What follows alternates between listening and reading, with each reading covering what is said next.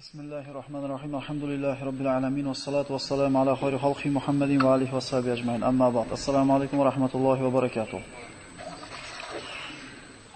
Payg'ambarlar qissasini o'rganishda davom etar ekanmiz. Bugun inshaalloh Odam alayhisalomni yerga tushgandan keyingi bo'lgan hayotlari haqida gaplashamiz. Bugungi suhbatimiz inshaalloh vaqtimiz yetsa Odam alayhisalomning hayoti, vafoti, Qobil qissasi, Shis va Idris alayhimussalomlarning qissasini gaplashamiz. Bismillahirrohmanirrohim. Qala Alloh azza va jalla: "Ma mana'aka an tasjuda idza amartuk." Alloh subhanahu va taolo iblisga: "Ey iblis, senga buyurgan paytimda odamga sajda qilishlikdan nima to'sdi?" deb so'radi. Iblis: "Men undan yaxshiman. Ana xayrun min xalaqtani min narin va xalaqtahu min tin." Meni o'tdan yaratding, odamni turpoqdan yaratding. Alloh taologa qilingan birinchi osiylik mana shu kibr bo'ldi. Shuning uchun ulamolar aytadi, mana Odam alayhisalom ham gunoh qildi, ana shu man qilingan mevani yeb qo'yib. Iblis ham gunoh qildi. Ikkalasi gunoh qildi, ikkalasi osiy bo'ldi Allohga. Lekin Odam bilan iblisning farqi shunda bo'ldiki, iblis o'jarlik qildi, tavba qilmadi, Odam alayhisalom tavba qildi. Shuning uchun ulamolar aytadi, la saghirata ma'a isror va la kabirata ma'a istig'for. Ya'ni inson o'jarlik qiladigan bo'lsa, gunoh qilib turib tavba qilmaslikdan. Tavba qilmasdan o'jarlik qilar ekan, uni gunoh har qancha kichkina bo'lsin, o'jarlik qilganligi uchun bu gunoh kichkinaligicha qolmaydi, bu kattayaveradi bu gunoh. Vala kabirata ma istig'for, va har qancha gunoh katta bo'lmasin, Parvardigoriga inson tavba keltirib istig'for etar ekan, har qancha gunoh katta bo'lmasin, Alloh azza va jalla kechiradi. O'tgan suhbatlarimizda aytdik, Robi ibn Haytham o'zini ashablariga aytadiki, kasal nima bilasizlarmi deydi. Dori nima bilasizlarmi? Shifo nima bilasizlarmi deydi. Appendisit kasal, skalpel uni dorisi, qaytib appendisit bo'lmasligi shifo topganingiz. Gunoh bu kasal deydi. Istig'for, tavba bu dori deydi. Qaytib gunohga qaytmasligingiz shifo topganingiz deyiladi. Demak, insonning gunoh har qancha katta bo'lmasin, istig'for etar ekan, Alloh taolo G'ofurur Rohim ekanligini ko'radi. Parvardigor shunday bir zot ekanligini topadi va Alloh gunohlarni kechiradi. Odam alayhisalom mana rivoyatlarda 1000 yil umr ko'rdi deb aytiladi. Mana Isroiliyotdan olingan ma'lumotlarga qaraganda Odam alayhisalom o'zini farzandlarining soni 400 mingtaga yetganligini ko'rdi degan rivoyatlar bor. Bu Isroiliyotdan. Astagfirullah va batha minhuma rijalan va kathira. Va batha minhuma rijalan kathiran va nisa. Ana shu Odam va Havvodan Alloh taolo ko'p erkak va ayollarni yaratdi. Odam alayhisalomni mana aytdik, birinchi farzandi Qobil edi. Va Qobil va Hobil qissasi Qur'onda mana Alloh taolo Moida surasida zikr qiladi. Astagfirullah vatlu alayhim naba ibnay adama bil haqq id qarraba qurbanan fatuqbila min ahadihima wa lam yutaqabbal min al-akhar qala laqtulannak qala inna ma yataqabbalu Allohu minal muttaqin. Qobil dehqon edi. Qobil cho'pon edi. Qobilning tabiati dag'al, qattiqqo'l, berahm kishi edi. Qobil uni aksi, yumshoq tabiat, rahmdil, ko'ngilcha kishi edi. Ya'ni cho'ponlikning xususiyatlaridan bittasi, agar cho'ponning qalbida bir rahm shafqat, hayvonga bo'lgan bir mehr bo'lmaydigan bo'lsa, hech qachon cho'ponlik qila olmaydi. Rasululloh sollallohu alayhi vasallamdan sahih hadislarda keltirilgan, har bitta payg'ambar qo'y boqqan deydi. Hatto Rasululloh sollallohu alayhi vasallam mana shu payg'ambarlik yoshiga yetguncha, ana shu 25 ga kirib tijorat bilan shug'ullangunga qadar cho'pon bo'lib qo'y boqqanligini, Makka ahli uchun ma'lum bir haq evaziga qo'ylarni boqqanligini o'zi haqida payg'ambar sollallohu alayhi vasallam shunday deb aytgan. Ya'ni hayvon boqishlik hikmati insonning tabiatida halimlik, yumshoqlik, rahm shafqat degan sifatlarni tarbiyalaydi. Chunki hech qachon mo'min odam tabiat agar yumshoqlik, rahm shafqat bo'lmasa, hayvon boqa olmaydi. Och qolgan ko'rib o'tib ketavermaydi. Chanqagani ko'rib tashab qo'ymaydi. Demak, hayvon boqishlikda birodarlar, insonni qalbida mana shu tabiatni tarbiyalashlikka bir vositalar bor hisoblanadi. Odam alayhisolamning shariatida Qobil o'zi bilan tug'ilgan qizdan boshqa har qanday qizga uylanishi mumkin edi, faqat o'zi bilan birga tug'ilgan singlisiga uylanishi mumkin emas edi. Boshqa Odam alayhisolamni aytib o'tgan darsimizda har safar Havvoni tuqqanda bir o'g'il, bir qiz tuqqan. o'zini singlisidan, birga tug'ishgan singlisidan boshqa har qaysi qizga uylanishi mumkin edi. Bu ularning shariati edi. Chunki o'sha zamon shunday shariatni talab qilar edi. Qobilning singlisi go'zal edi. Qobilning singlisi esa ko'p ham chiroyli emas edi. Odam alayhisalom Qobilning singlisiga uylanish kerakligini aytdi. Qobilga bu narsa yoqmadi. Odam alayhisalomda bu buyrug'idan g'azablandi, itoat qilishidan bosh tortdi. Shu kunlarda o'zida Alloh taolo mana qurbonlik qilishga buyurdi. Odam alayhisalom farzandlariga buyurdi. Allohning yo'lida qurbonlik qilinglar. Hammamiz bilgan mashhur qissa. Qobil dehqonchiligini eng sassiq, bemaza bo'lgan xunuk dehqonchilik mevalardan olib kelib qo'ydi. Qobil esa aksincha o'zini ana shu boqayotgan qo'ylar ichidagi eng semizi, eng chiroyligini, eng sifatligini olib kelib qo'ydi. Qurbonlikda qabul bo'lganligini belgisi bir tutunsiz o'tkalardida kuydirib ketar edi. Qurbonlikni qo'yishdi, ertalab borib qarashganda Qobilning qurbonligiga o't tegmagan, aksincha Qobilning qurbonligi kuyib yo'q bo'lganligini ko'rishdi. Va shunda Qobilni ukasiga nisbatan hasad qo'zg'adi. Va shayton vasvasa qildi. Hali bu paytga kelib qotillik bo'lmagan. Ha, birorta odam o'lmagan edi ham, birorta odamni o'ldirmagan edi ham. Shunda Qobil ukasiga aytdi: "Qala la aqtulannak." Men seni o'ldiraman dedi. Ukasi aytdi: "Qala innama yataqabbalullohu minal muttaqin, la in basatta ilayya yadaka litaqtulani ma ana bi basitin yadi li aqtulak inni axafulloha robbal alamin."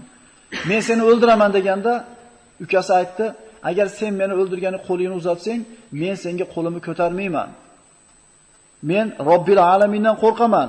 Albatta sen meni o'ldirishing bilan meni gunohlarimni ko'tarib o'zingning gunohlaringga qo'shib ketasan va jahannam egalaridan bo'lasan va bu zolimlarning mukofotida." Ukasi shunday so'zni aytdi.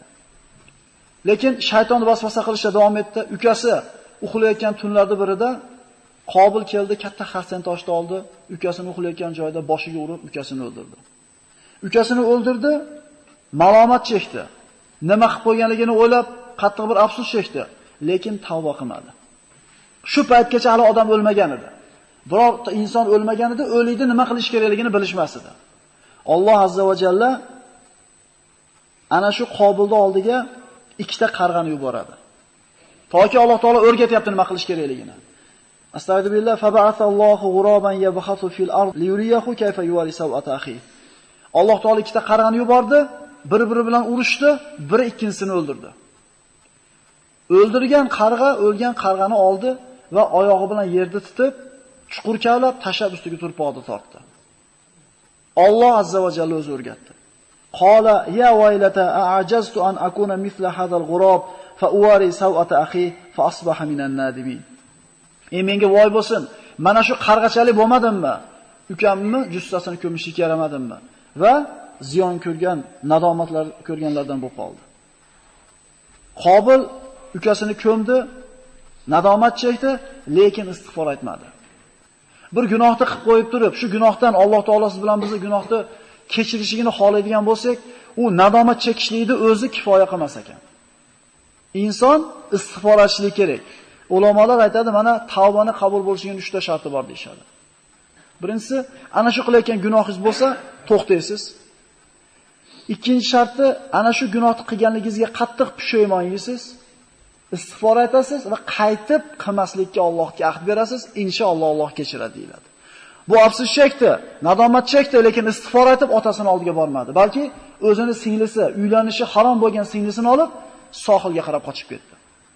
Odam alayhisalom tog' yonbag'rida yashar edi. Qobil o'zini singlisini oldida dengizda bo'yiga sohilga qarab qochib ketdi. Mana shu kundan boshlab insoniyat ikkiga bo'lindi. Yomonlar Qobil bilan, yaxshilar Odam alayhisalom bilan qoldi. Ular 1000 yillab umr ko'rardi. Qobil zurriyoti ko'paydi. Fisq, fujur, ma'siyat, bir-birini o'ldirishlik, har qanday gunoh bor edi, lekin tavhidda edi ular. Shirk yo'q edi ularda. Mana shu o'rinda Rasululloh sollallohu alayhi vasallamda bir qancha hadislarga e'tiborimizni qaratishimiz kerak bo'ladi, fitna xususida. Ya'ni namoz o'qimasa u musulmon emas. Roza tutmasa u kofir. Zakot bermayotgan bo'lsa bu dindan chiqqan bo'lar. Shunga o'xshagan gaplarni juda osonlik bilan tilidan chiqib ketayotganlarni eshitib qolamiz. Birodalar, bir musulmon ikkinchi musulmonni ey kofir desa, hech qachon shu kofir degan so'z havoda qolmaydi. Albatta ikkisidan bittasiga yopishishligi kerak. Agar shu kofir degan so'z, shu sifat ro'parada aytilayotgan odamda bo'lsa, shu sifat borib yopishadi. Agar u odamda bu sifat bo'lmasa, aytgan odamga qaytib keladi. Sen kofirsan deb bo'lmaydi. Ana shu ulamolar kofir bo'lishligini shartlarini aytgan.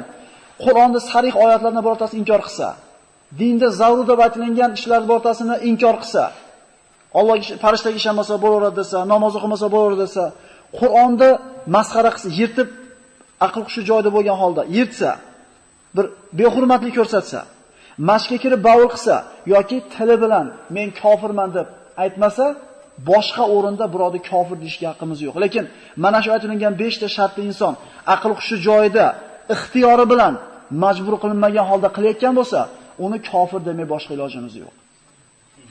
Undan tashqaridagi odamga biz kofirsan deyishlikka juda ehtiyot bo'lishimiz kerak. Imom Ahmad, Termiziy, Abu Dovud musnadida keltirilgan Usmon ibn Affon shahid qilinganda, mana bilamiz, ana shu Qur'on o'qib turgan joyda 80 dan o'tgan payg'ambarimiz ulug' bir sahobasini, Zinnurayn bo'lgan, payg'ambarimizdan jannatda xushobarni olishi sharafiga ega bo'lgan Usmon ibn Affonni o'tirgan joyda o'ldirishadi. Fitna bo'ladi. Rasul aytgan, mendan keyin fitna bo'ladi degan. Shu fitna bo'lganda ko'chada yurgan odamdan ko'ra uyda o'tirgan afzal deydi. Usmon ibn Affonni o'ldirgani kelishganda aytadiki, meni o'ldirmanglar. Rasululloh menga mana bunday va'dalarni bergan deydi. O'ldirganda tek turadi, o'ldirib chiqib ketadi. Shu islom tarixidagi bir shunday bir hollar bo'lgan. Sa'd ibn Abi Waqqos, payg'ambar alayhisolamning ulug' sahobalaridan, Asharai mubasharani bittasi. Juda ko'p futuhotlarda qatnashgan, juda ko'p joylarda fath qilgan ulug' sahobaga kelishadida, "Ey Sa'd" deyshadi. Siz juda ko'p jihodlarda qatnashgansiz. Juda ko'p g'azotlarda bo'lgansiz. Urushda nimaligini bilasiz. Fitna bo'lyapti ko'chada. Usmon roziyallohu anhu o'ldirishdi, musulmon ikkiga bir urushyapti. Chiqib shu muammoni hal qilishga siz haqlisiz-ku. Chiqib hal qilib qo'ymaysizmi deganda Sa'd ibn Abi Waqqos aytadiki, Rasululloh sollallohu alayhi vasallamdan shunday hadisni eshitgandim deydi. Tez kunlarda o'rtangizda fitna bo'ladi. Shunda ko'chada shu fitna bo'layotganda, ko'chada kezib yurguchidan ko'ra uyda o'tiruvchi afzal dedi. Sa'd ibn Abi Waqqos shu hadisda aytayapti. Shunda bir kishi so'radi Rasulullohdan, "Ya Rasululloh, agar men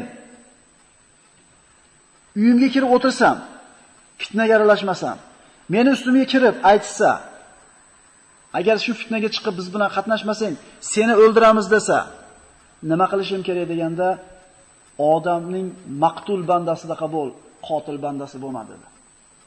Qobildaqa bo'lgan, "Men seni o'ldiraman" deganda akasi, ukasi aytdi, "Men senga qo'limni cho'zmayman" dedi. "Guvohlik beraman" dedi Sa'd ibn Abi Waqqos. Usmon Rasulullohning shu hadisga amal qildi dedi. Uyiga o'ldirgani kirib, qilichini ko'targanda ham qilichini ko'targani yo'q, musulmonga chopmadi. Musulmonga qilichini ko'tarmadi. "Izaltaqal muslimayni bisayfayhima falqatil val maqtul fin-nar" dedi Rasululloh. Ikkita musulmon qilichini ko'tarib bir-biriga o'qtalib kelsa, bittasi ikkinchisini o'ldirsa, o'ldirgani ham, o'lgani ham do'zaxda dedi. Ikkita musulmon bir-biriga qilichini o'qtalib kelib, bittasi ikkinchisini o'ldirsa, ikkalasi ham do'zaxda. "Ya Rasululloh, bunisi-yu o'ldirib do'zaxda bo'lar. Ha nariga o'lganda nima ayb? U nimaga do'zaxga tushadi?" desa, Rasululloh sollallohu alayhi vasallam aytdilarki, "Ha u ham qilichini ko'tarib qasd qilganmidi o'ldirgani?" Juda ehtiyot bo'lishlik kerak. Juda ehtiyot bo'lishlik kerak bo'ladi. Bunaqa fitnaga aralashmaslik kerak bo'ladi. Rasululloh sollallohu alayhi vasallam mana shunday fitna sodir bo'ladi dedi. Sahih hadislarda keltirilgan. Bilmaymiz bu hadislarda akalar, ko'pchiligimiz. Fitna sodir bo'ladi. Qo'yi bor odam cho'lga qo'yni hadab chiqib ketsin, fitnaga aralashmasin dedi. Tuyasi bor odam tuyasini berib sahroga chiqib ketsin, aralashmasin dedi. Dehqonchiligi bo'lsa chiqib dehqonchiligini qilsin, aralashmasin.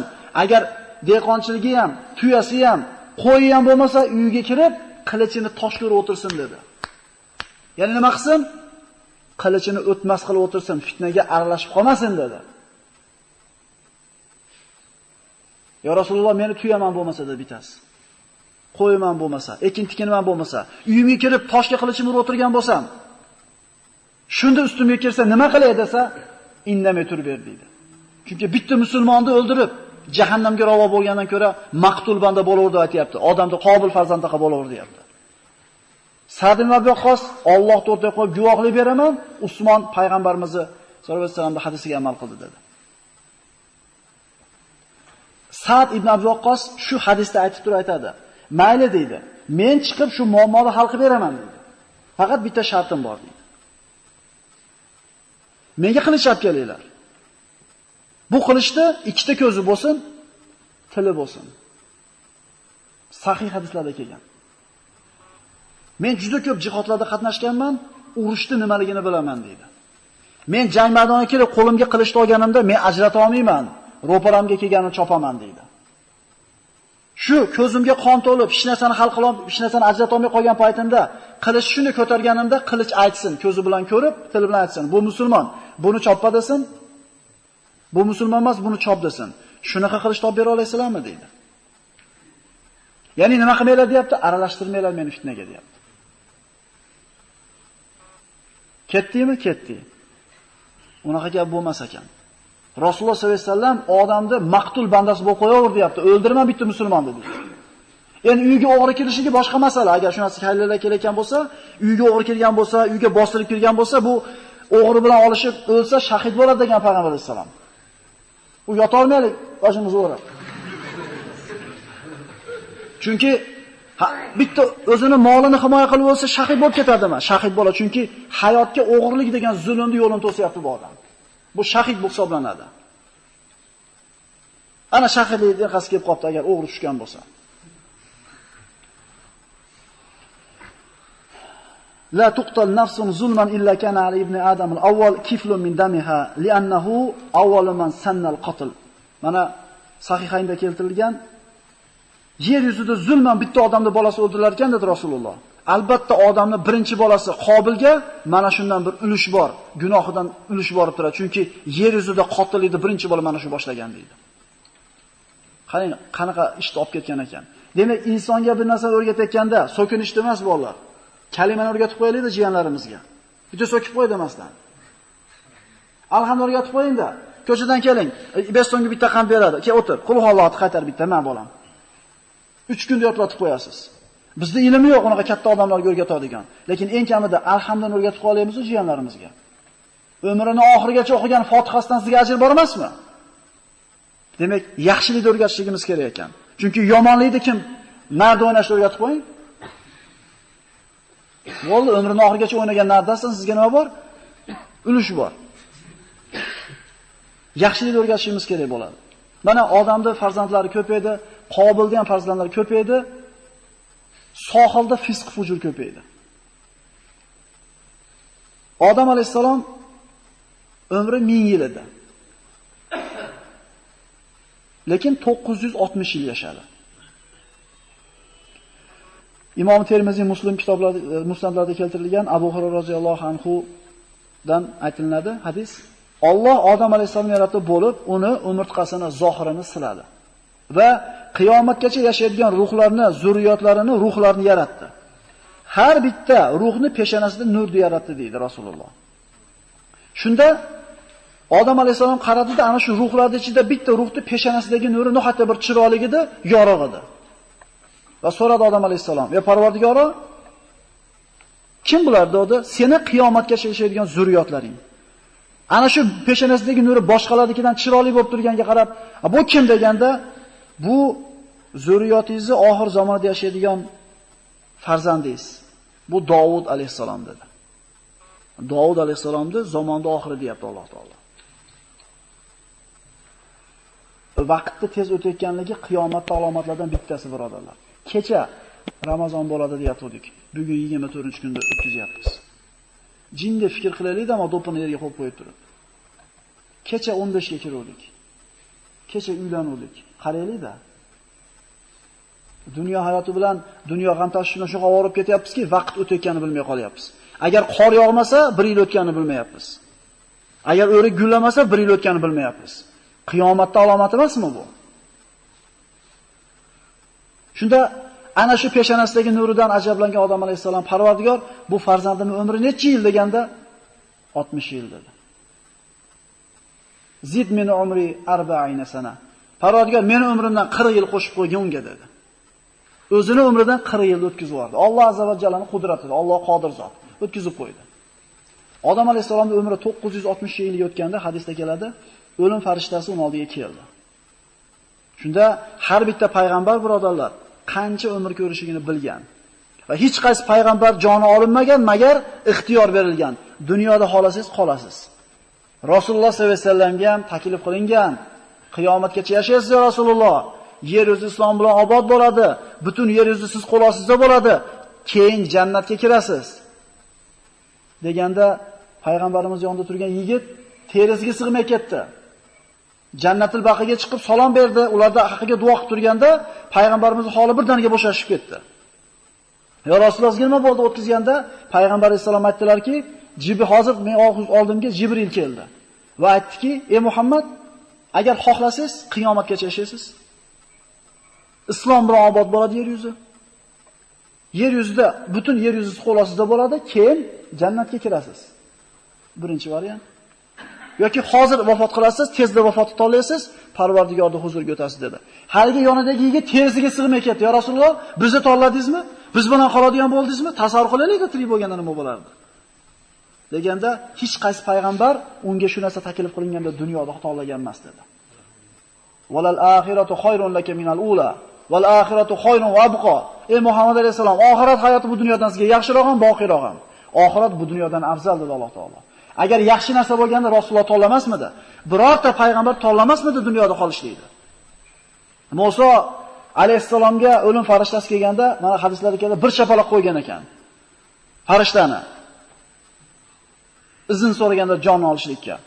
Allohning huzuriga borib qaytib tushgan ekan Azroil alayhisalom.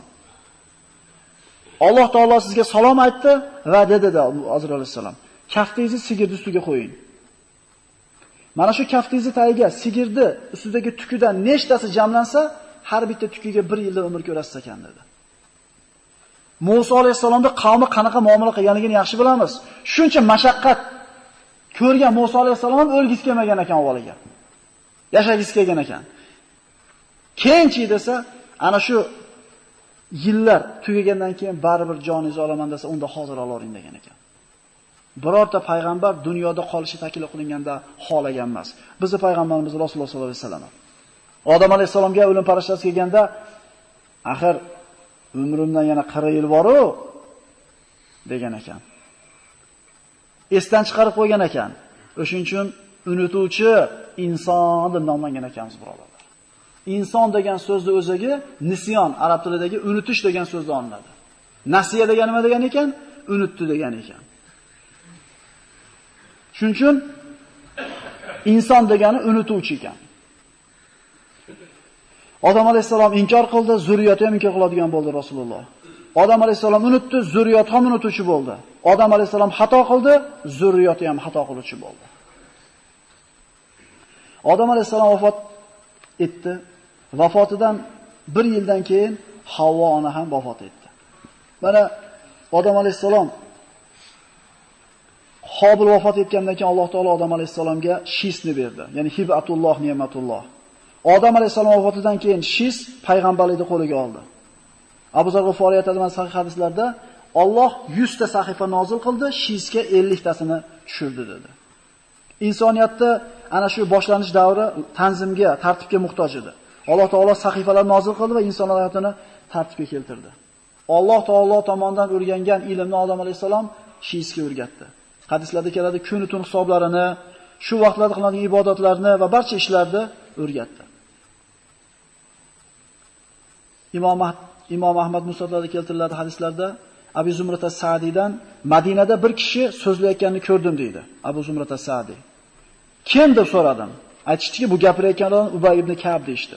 Olim edi u kishi. Qur'on tafsirini bilgan ulug' olimlardan edi. Odam alayhisalomga endi Ubay ibn Ka'b gapiryapti. Odamga o'lim soatlari yaqinlashganda farzandlariga aytdiki, men jannat mevalaridan yegim keldi. Bir top olib kelmaysizlarmi deganda farzandlari yerda turib jannatning mevalarini istab chiqishgan ekan. Yo'lda ketayotganda bu farzandlari qo'llariga kafan va ko'mishlikka kerak bo'ladigan barcha jihozlarni olib, inson suratida kelayotgan farishtalarga yo'liqishdi. Hali odam Qobildan tashqari hech kim o'lmagan edi. Qana qilib ko'mishni bilishmas edi. Odam alayhisalomni ko'mgani kelayotgan bo'ladi bu farishtalar. Bu mana Imom Ahmadda keltirilgan ekan. Ha odam farzandlari, qayoqqa ketyapsizlar? Ha otamiz kasal, jannat mevalaridan yegisi kelib qopti. Shuni istayapmiz deganda qaytaveringlar. Otanglar vafot topdi deydi.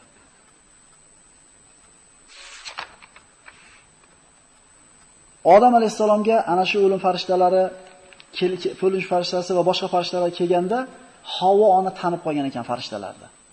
Chunki jannatda birga bo'lganda va haligi qo'ylar endi deganda qilib o'rtaga tushmoqchi bo'lganda Odam alayhisalom aytgan ekanki, ilayki anni degan ekan. O'ting bu yoqqa degan ekan. Innama utaytum min qibaliki. Boshimga nima kun tushsa sizda tushdi. Men qo'ting degan ekan. Robbimni farishtalar bilan meni o'rtamga xoli qo'ying. Parvardigorimning huzuriga ketishni xohlayman deydi. Odam alayhisalom vafot etdi. Farishtalar yuvishdi, kafanlashdi, janoza o'qishdi, ko'mishdi va ey odam farzandlari, hadihi sunnatukum. Mana shu ish sizlarga sunnat dedi. Odam alayhisalom 960 yil yer yuzida yashadi. Tamomiy taqvo. Kullu bani adama xattoun deymiz. Bir gunoh qilib qo'yib turib, endi odam bolasi borki, xato qiladi, xato qilishlarni yaxshisi tavba qilsin. Birodarlar, otamiz bir marta xato qilgan. Bir marta yer yuzida biror marta qaytib xato qilmagan ekan, birorta gunoh qilmagan ekan. Otamizning bolasi bo'laylik. Shis alayhisalom payg'ambarlik otasidan oldi, adolat bilan hukm yuritdi, lekin sohildan fisq fujur ko'paydi. Qobil zurriyoti o'rtasida qatl, boshqa ma'siyatlar ko'paydi. Shis alayhisalom shariatida Qobilni bolalarga borib qo'shilishlik harom hisoblangan edi. Ibn Abbosning oldida astagfirullah va la tabarrujna tabarrujal jahiliyatil ula. Ya'ni birinchi johiliyat davridagidaqa yalang'och bo'lib chiqmanglar degan oyat o'qilganda Ibn Abbos mana shu oyatni sharhlab aytdiki, odamning ikki farzandi dedi. Ko'paydi. Tog'da Shis bilan qolganlar, sohilda Qobil bilan qolganlar. Tog' kishilari tog'da qolganlar. Erkaklari chiroyligida, ayollari unchalik go'zal emas edi. Endi sohilda yashagan Qobilning zurriyotini ayollari chiroyligida, erkaklari unchalik chiroyli emas. Ibn Abbosda keltirilgan. Shayton sohilda yashaydigan odamlarning bir uyiga yosh yigit suratida xizmatkor bo'lib ishga yollandida, sekin-sekin musiqa asboblarini yasab, ularga chiroyli ovozlarni chiqarib ko'rsatib berdi. Sohildan chiroyli ovozlar tog'dagilarga eshitila boshladi. Ba'zi bir odamlar tog'dagilar sohilga borib ozgina quloq solishdi.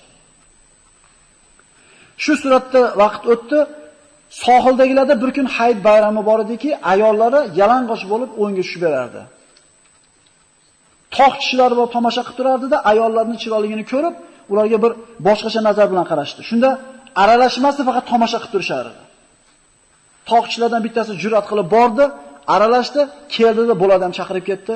Ana shunda birinchi marta zino sodir bo'ldi. Ya'ni nimadan boshlanyapti zino? Yalang'och bo'lishidan boshlanyapti. Shunday zamonlar keladi degan Rasululloh sollallohu alayhi vasallam hadislarida. Kiyimli yalang'ochlar paydo bo'ladi. Birodarlar, Imom Shofiy bir marta o'qib yotlab oladigan narsasini 3 marta, 4 marta o'qib zo'rg'a yodlagandan keyin ustozi va akaga nimaga meni zehnim pasayib ketdi? Har kuni bir marta o'qib yodlardimmi bu narsani desa, hozir kelyapti, nima ish qildingiz deydi. Domlasini oldi. Qarasa, bir ayol kishi tovoni ochilib qolgan bo'lar ekan. Tovoniga ko'zi tushib qolib, 75% aqli ketib qolyapti zehni. Birodarlar, bizning kallamiz yana tutab ketmayapti.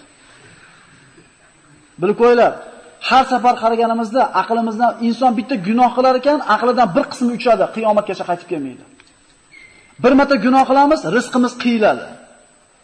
Hadislarda keldi, odam bolasi o'zi qilgan gunoh tufayli rizqini tirtaytirib oladi, deyapti.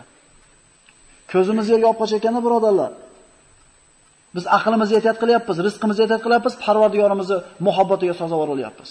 Qaradingiz ham, deng, boring qaradingiz ham, mana oxirigacha qaradingiz. Shu Bakovoydan ham qarab qo'ydingiz orqasidan. Shax chiqdimi?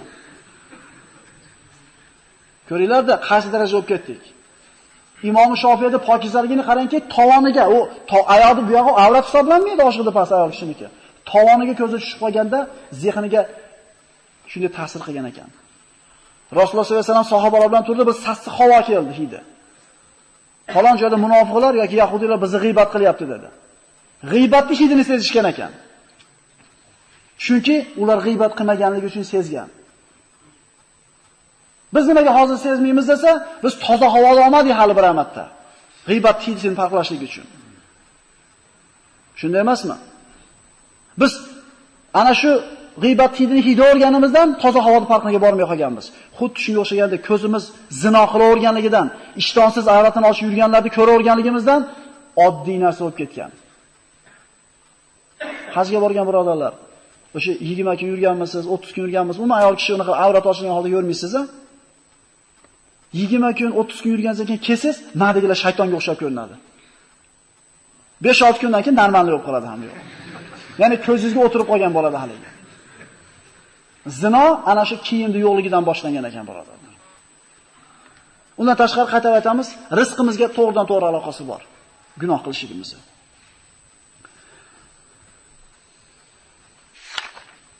Shis alayhisalom o'zini qavmini qaytarishga harakat qildi, lekin ko'pchilik u yoqqa aralashib ketdi sohildagilarga. Ana shu paytda Shis alayhisalomdan keyin Idris alayhisalomni Alloh taolo payg'ambar qilib yubordi. Idris ibn Yarib, ibn Mihlail, ibn Qinan, ibn Anush, ibn Shis, ibn Adam. Idris alayhisalomning 5-bobosi Shis alayhisalom bo'lyapti. Odam alayhisalomning oxirgi 120 yillik hayotiga Idris alayhisalom guvoh bo'ladi. Ya'ni 120 yil oxirgi hayoti qolganda Idris alayhisalom tug'ilgan bo'ladi. 6-nevarasi Idris bo'ladi alayhisalom. Hadislarda keladi, Odam va Shisdan keyingi birinchi payg'ambar Idris deyiladi va birinchi bo'lib qalam ushlab yozgan kishi ham mana shu Idris alayhisalom deyiladi. Ibn Kasirda u kishining sifatlari keltirilgan ekan, qomati kelishgan, chiroyli yuzli, soqollari quyuq, uzun bo'yli, suyaklari yo'g'on, oriq, ko'p sukutli, xotirjam edi. Agar yursa ko'proq ko'zlari yerga qarab turar edi. Ko'p fikrli, mahzun kishi edi. Idris alayhisalom Shis alayhisalom shariatini davom etkazdi, ba'zi qo'shimchalarni kiritdi va Alloh taolo birinchi bo'lib Idris alayhisalomga jihad qilishlikni farz qildi. Chunki sohilliklar tog'lilarni o'ldirishga o'sha jur'at qilishni boshlagan edi. Haddidan oshganda bularni joyiga qo'yib qo'yish kerak edi. Va tarixda birinchi marta otlardan iborat bir qo'shin tuzdi, otliq qo'shin tuzib va ana shu Qobil zurriyotini qirib tashladi. Asir oldi, lekin o'lja olmadi. O'lja olishlik payg'ambar sollallohu alayhi vasallamga halol qilingan edi. Asir oldi, ularni qolganlari qo'llarda bir asir bo'lib qolib ketdi, ularni yo'qib tashlashdi. Idris alayhisalom haqida Qur'onda bir o'rinda mana oyat nozil bo'lgan. Vazkur fil kitabi Idris innahu kana siddiqan nabiyya va rafa'nahu makanan aliyya. Mana shu Qur'onda Idrisni zikr qiling, eslang. Albatta u rostgo'y payg'ambar nabiylardan edi. Biz uni oliy makonga ko'tardik. Oliy makonga ko'tardik degan so'zini mana Rasululloh sollallohu alayhi vasallam Imom Buxoriyda keltirilgan Me'rojga chiqqanda 4-osmonda Idris alayhisalomni ko'rganligi haqida payg'ambarimiz shunday bir so'zlarni aytgan. Juda ko'p mufassirlar, muarrixlar aytgan ma'lumotlar bor, lekin hammasi sahih emas. Isroiliyotdan bir ma'lumot olingan ekan, bu Isroiliyot qaytarib aytib qo'yamiz. Isroilda shunday deyilgan ekanki, Idris alayhisalomga Alloh azza va jalla aytgan ekan: "Idris, sizga har kuningizga yer yuzida o'sha paytda qancha musulmon bo'lsa, hammasini topayotgan savobi qancha bo'lsa, har kuningizga shuncha savob yozaman sizga." Millionta odam millionta savob qilsa, har kuningizga millionta sizga shuncha savob yozaman deganda o'limdan qochib qolgan ekan. Ko'proq yashab olay emas, ko'proq savobga ega bo'lib olaydi. Bu Isroiliyotdan. Shunda Idris alayhisalomga muqarrar qilingan farishtalarga aytgan ekanki, Azroil kelganda bir gaplashib qo'ymaysizmi? Jinni meni holi qo'yib turmaydimi degan ekan. Shunda Azroil alayhisalom tushib kelayotganda farishta aytadi, endi Azroilga gapim o'tmaydi-yu, lekin bir ilojini qilamiz. Orqasiga opishib qanotiga. Osmonga chiqib ketayotganda 4-osmonda uchrashar ekan. Azroil alayhisalom bilan haligi farishta. Orqasida Idris alayhisalom. "Ey Azroil" dedi farishta. "Idrisni ozgina qo'yib tursangiz bo'lmaydimi?" desa, "Qani Idris o'zi?" desa, "Orqamda" deydi. Azroil alayhisalom aytadi, "Subhanalloh, Alloh azza va jalla Idrisni jonini 4-osmonda oling deganda hayron bo'lgan edim. Odam bo'lsa, qanaqa qilib 4-osmonga shu yerda jon olingan ekan. Va rafa'nahu makanan aliyya. Biz uni oliy makonga ko'tardik. Bu ana shu Isroilda keltirilgan ma'lumot ekan. Ana shu kiyim xususida. Ichimizda savdogarlar bo'lsa, qanaqa kiyim sotayotganimizga bir qarab qo'yaylik. Bitta odam zulman o'ldirilsa, Qobilga ulush bor ekanmi? Demak, ana shu yalang'och qilib kiyib yuradigan kiyimni sotayotgan birodarga ham ulushi bor. Yani qancha musulmonlarni avratini ochib yurishlikka nima qilyapti? Ko'mak beryapti. Endi u bilan topgan pulimizni qaraylik. U bilan topgan pulimizni yeb qonimizga tushganda ibodatimizni o'ylaylik, duolarimiz qabul bo'lishini o'ylaylik. Inshaalloh keyingi suhbat Nuh alayhisalom xususida bo'ladi. Assalomu alaykum va rahmatullohi va barakatuh.